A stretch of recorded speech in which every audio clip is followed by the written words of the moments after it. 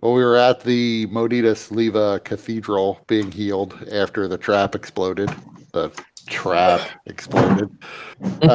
We headed over to the Brookshire School of Magic where there was a man scrubbing the front with a small brush. Breaker had never seen nor heard of him before, so he was entirely unremarkable. But Wasn't he his had name said that, Randall? yes. And Scuttlebutt maybe heard of him before, but Breaker wasn't there when he was mentioned. So Scuttlebutt had essentially pretended to be a Randall stand-in so that he could investigate the place and wound up setting a fire with the help of Hesh. Take out an alchemical fire and toss it right into the middle of the alchemy workstation. And as soon as I see that, I'm going to scream like a little girl and run, like kind of crazily, but towards the room where the magic books were. He's like, "Oh, what the?" And he runs in there and grabs his cloak to try to put out the fire. And Scuttlebutt will be like, "Sorry, I guess I didn't know as much as you thought I did. Why would you put an assistant in charge of this?" But the Randall outside told us that the whole place had been shut down after a second fire that was caused by a child, probably our favorite kobold. There were West Anor guards all around, and we were told that the wizards were all out to lunch, and so there was nobody allowed inside, even if you had an appointment.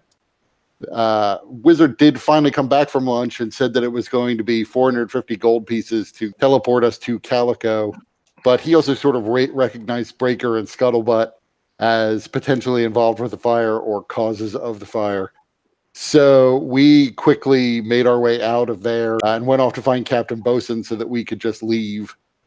We went to the Smelly Flounder Tavern, and there were 2 rhinos from the Sisters of Perpetual Storm outside, and the door was propped open. Clearly, there was something going on inside, and everybody was fascinated.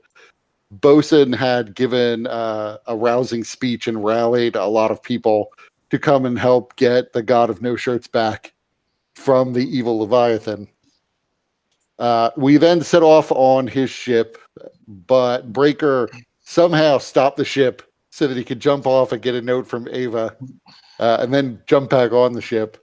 We took the boat out to a ship that was frozen in the ice where Captain Quintana, our Leviathan expert, was holed up. Before we were able to, we had sort of convinced him to join us, but before getting him back to the ship, we were attacked by Koatoa, a Sharktopus man.